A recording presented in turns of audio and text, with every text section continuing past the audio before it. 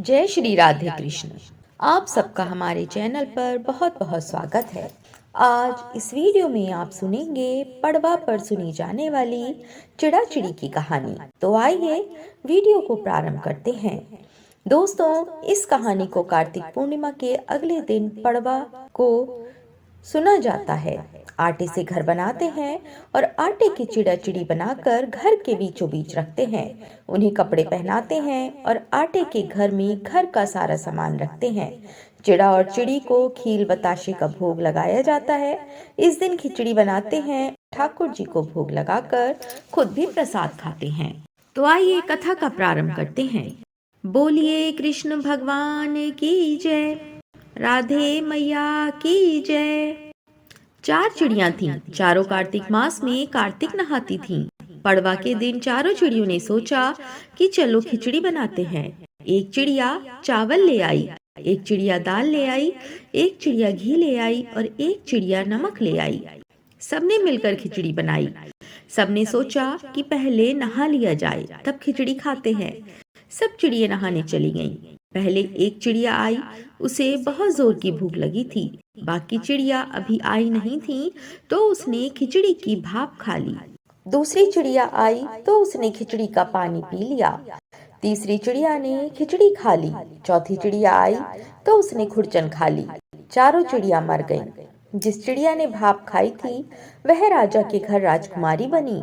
जिस चिड़िया ने पानी पिया था वो कुम्हार के घर पैदा हुई। जिस चिड़िया ने खिचड़ी खाई थी उसने ब्राह्मण के घर में जन्म लिया और जिस चिड़िया ने खुरचन खाई थी वो हथिनी बनी। कुम्हार की लड़की राजा के यहाँ दासी बनी। ब्राह्मण की लड़की राजकुमारी की सहेली बनी। हथिनी भी राजा के यहाँ ही थी। राजकुमारी को अपने पिछले जन्म की सारी बातें याद थीं। जब राजकुमारी की शादी हुई और वह विदा होने लगी तो राजा से बोली कि पिताजी, मैं अपने साथ अपनी सहेली और दासी को भी लेकर जाऊंगी। राजा ने कहा, ठीक है, ले जाना। राजकुमारी ने कहा कि पिताजी, मुझे हथिनी भी चाहिए। राजा ने कहा, अच्छा ठीक है, ले जाओ। राजा ने अपने नौकर भेजे कि जाओ हथिनी को ले आओ, लेकिन हथिनी उठी ही नहीं।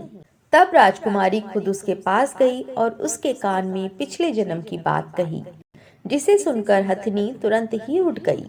राजकुमार ये सब कुछ देख रहा था। उसने कहा कि तुम कौन हो और हथिनी के कान में तुमने ऐसा क्या कहा जिसको सुनकर हथिनी तुरंत ही खड़ी हो गई। राजकुमारी ने कोई जवाब नहीं दिया। राजकुमार ने कहा कि सच सच बता दो, नहीं तो तुम्हारा सिर धड़ से अलग कर दिया जाएगा। तब राजकुमारी ने राजकुमार को पिछले जन्म की सारी बातें बता दी। राजा ने भी सारी बातें सुनी और कहा कि अगर कार्तिक स्नान का इतना महत्व है तो हम भी जोड़े से कार्तिक स्नान करेंगे और खूब दान पुण्य करेंगे। बोलिए कृष्ण भगवान की जय, गंगा मैया की जय। दोस्तों, अब आइए आपको एक कार्तिक मास की खिचड़ी का कटोरा नामक कहानी सुनाते हैं। बोलिए विष्णु भगवान की जय, गंगा मैया की जय। किसी गांव में एक बूढ़ी औरत रहा करती थी। वह औरत हमेशा कार्तिक के महीने में व्रत किया करती थी। जब उसका व्रत खोलने का समय होता, उस समय भगवान कृष्ण आते और एक कटोरा खिचड़ी का रखकर चले जाते थे।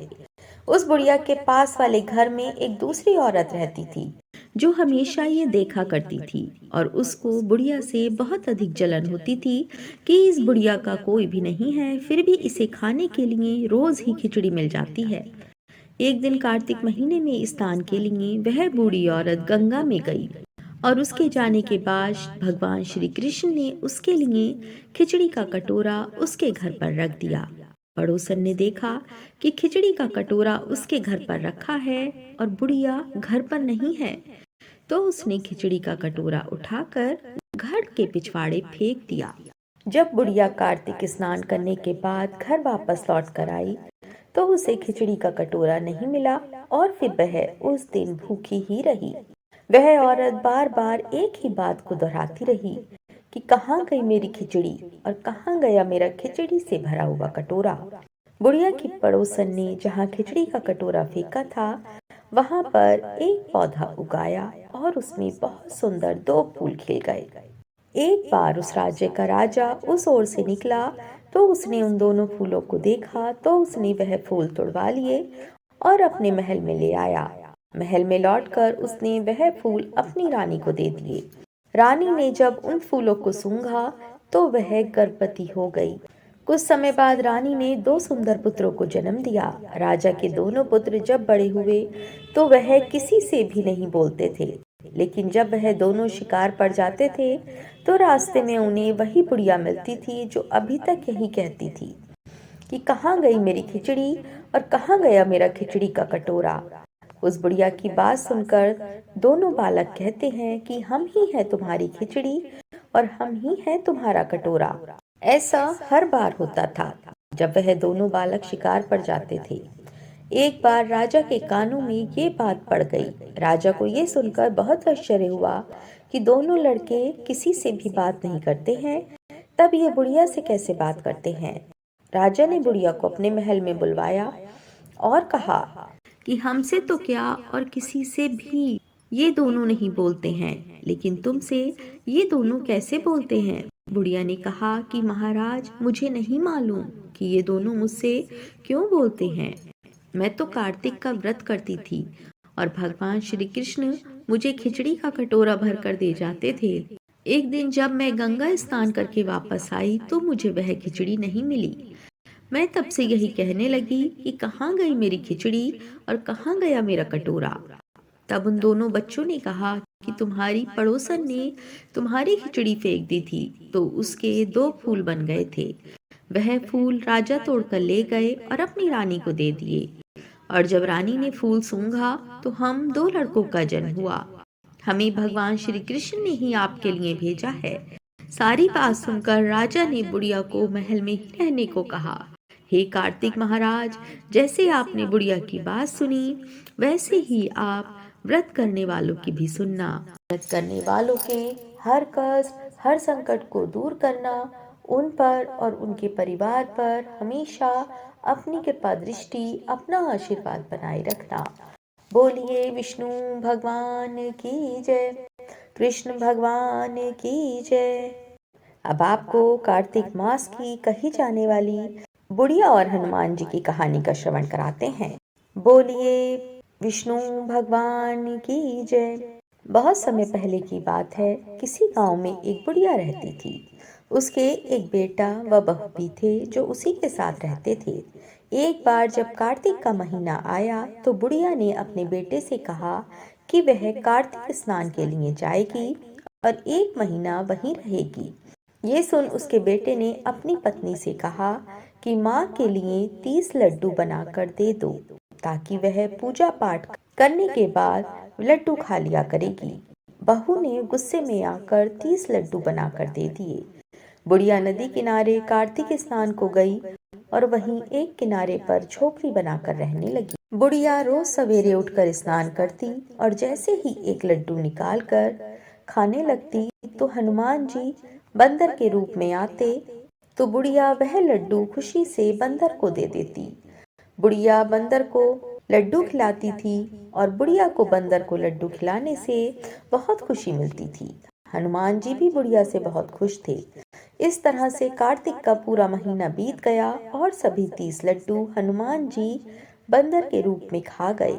जब कार्तिक का महीना समाप्त हो गया और बुढ़िया वापस जाने को तैयार हुई तो हनुमान जी प्रकट हो गए।